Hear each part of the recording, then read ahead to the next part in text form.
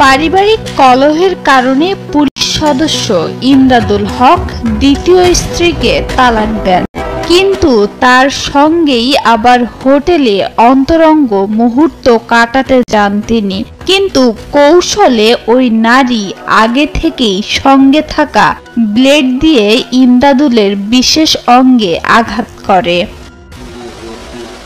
রক্তক্ষরণ শুরু হলে চেপে ধরে হাসপাতালে যান ওই পুলিশ সদস্য।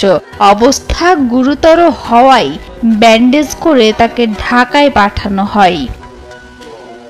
ইমদাদুল হকের স্ত্রী আফরিন সুলতানা মিম বিষয়টি নিশ্চিত করেছেন, তবে এ বিষয়ে তিনি কোনো কথা বলতে রাজি হননি।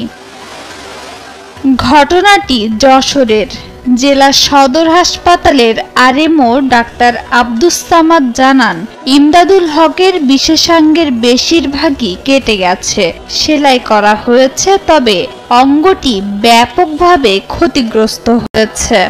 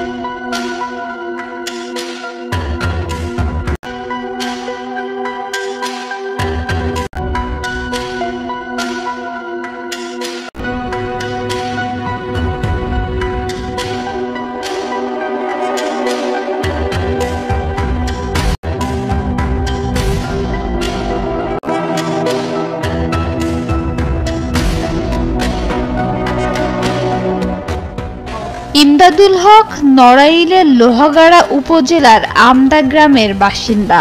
যশোর পুলিশ লাইনে নায়েক হিসেবে কর্মরত তিনি।